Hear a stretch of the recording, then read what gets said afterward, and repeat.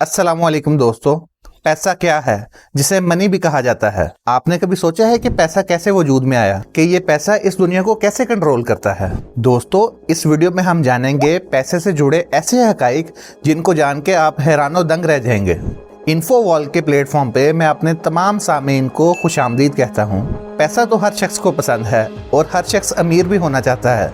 हर शख्स ये भी चाहता है कि उसके पास बेशुमार पैसा हो। पैसा क्या है, कोई आपको पैसा क्यों देगा? वक्त के साथ साथ पैसे को अलग अलग चीज़ों से रिप्रेजेंट किया जाता रहा है। ज़माने कदीम में आपस में लेन देन और ट्रेडिंग बार्टर सिस्टम के तहत की जाती थी, लेकिन आहिस्ता आहिस्ता लोगों ने ऐसी चीज़ों में इन्वेस्ट करना शुरू कर दिया जो कि लॉन्ग टर्म थी, जैसा गोल्ड या सिल्वर। ऐसा करने से लोगों का ट्रस्ट गोल्ड और सिल्वर पे बनता गया और लोगों ने ट्रेडिंग के लिए गोल्ड और सिल्वर और इनसे बने सिक्कों से करना शुरू कर दिया। लेकिन दोस्तों, उस टाइम भी गोल्ड और सिल्वर में ट्रेडिंग करना आसान न था। इसी चीज़ का सलूशन निकालने के लिए उस टाइम गोल्ड स्टैंडर्ड लाया गया। गोल्ड स्टैंडर्ड यानी कि गोल्ड को करेंसी के साथ अटैच कर दिया गया। इसी का एक सलूशन डॉलर की शक्ल में हमारे सामने आया। दोस्तों, अब आपके ज़हन में एक सवाल तो आ रहा होगा कि ये अगर गोल्ड वाला सिस्टम ठीक था तो इसको रिप्लेस करके डॉलर से क्यों चेंज कर दिया गया। इसकी जो सबसे बड़ी वजह बनी वो वर्ल्ड वार 1 थी। जब वर्ल्ड वार 1 का आगाज हुआ तो दुनिया ममालिक को अपने मुल्क को बचाने के लिए बेशुमार असले की जरूरत पड़ी।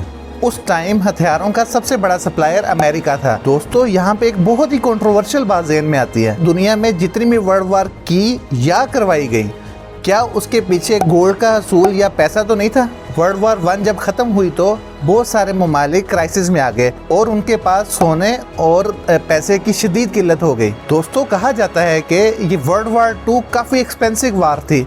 इस वर्ल्ड वार 2 की वजह से दुनिया ममालिक कर्ज में डूब चुके थे और यूएस का गोल्ड रिजर्वायर आसमानों को छू रहा था। इसी मिसाइल को लेके फिर दुनिया ममालिक आपस में एक मीटिंग करते हैं जिसको ब्रिटेन वुड कॉन्फ्रेंस कहा गया। इस मीटिंग के बाद एक IMF, एक IBRT ऑर्गेनाइजेशन बनाई गई। IBRT का काम था कि जो कंट्रीज वर्ल्ड वार 2 में ख़त्म हो गई उनकी मदद करें और इसके साथ साथ उन ममालिक की इकॉनमी को भी स्टेबल करने में मदद करें। इसे आज वर्ल्ड बैंक के नाम से जाना जाता है। मीटिंग में बनाई गई दूसरी ऑर्गेनाइजेशन IMF, इसका ये मकसद था कि दुनिया ममालिक आपस में ट्रेड कर सके। आज के दौर में भी अगर कोई कंट्री मुश्किल में होती है तो यही दो ऑर्गेनाइजेशन उस मुल्क की मदद करती हैं।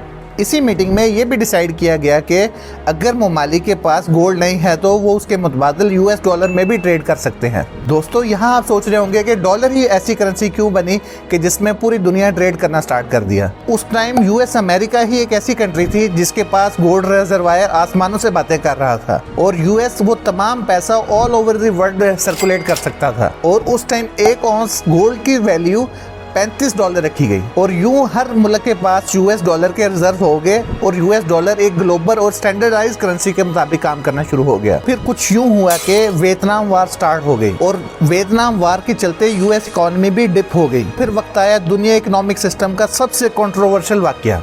दोस्तों, 1971 के अंदर US के प्रेसिडेंट रिचर्ड ने US डॉलर का लिंक ही गोल्ड से खत्म कर दिया। तो ये पूरी दुनिया के लिए एक झटका साबित हुआ क्योंकि उस वक्त तक सारी दुनिया के रिजर्वायर डॉलर में थे। इस तरह कंट्रीज की मजबूरी बन गई थी कि वो US डॉलर में ही ट्रेड करें। इस टाइम $1 1 येन, $1 1 lira, $1 1 pound, $1 1 euro, $1 1 Canadian dollar, $1 1 PKR, $1 जो कि सुपर करेंसी बन चुका है और उसके मुतबादल तमाम मुल्क की जो छोटी करेंसी हैं, इन दोनों की कीमत आपस में कौन डिसाइड करता है। 1971 के बाद जब ये फैसला ही कर लिया कि डॉलर का गोल्ड से कोई लिंक ही नहीं है तो इसके बाद अमेरिका जितना चाहे अमेरिकन डॉलर छाप सकता है।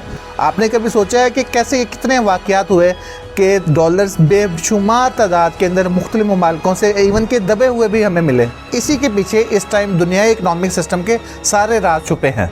आपको ये समझने की ज़रूरत है कि डॉलर पे आपका कंट्रोल नहीं है। मान लिया जाए कि अगर अमेरिका को दुनिया ममालिक के अंदर 100 मशहूर तरीन पर्सनैलिटीज़ को ख़रीदना है और उसके लिए उसको $1 ट्रिलियन की ज़रूरत है तो वो $1 ट्रिलियन एक दिन लगा के छाप सकता है और वही $1 ट्रिलियन दुनिया के जो 100 लोगों को उसने ख़रीदना था उसको डिस्ट्रीब्यूट भी किया जा सकता है। इस टाइम दुनिया इकोनॉमिक सिस्टम में सारी वजूहात इस डॉलर की सुप्रीमेसी की है। जहां आप कहेंगे कि हमने डॉलर को सुपीरियर नहीं मानना और हमने लोकल करेंसी में ट्रेड करनी है और डॉलर को सुप्रीमेसी नहीं माननी, वहां आप डायरेक्ट जंग का ऐलान करेंगे। दोस्तों, आपका इस बारे में क्या ख्याल है? अपनी राय का इजहार कमेंट सेक्शन में कीजिएगा। मिलते हैं किसी नई वीडियो में किसी नए टॉपिक के साथ। तब तक के लिए अल्लाह हाफिज।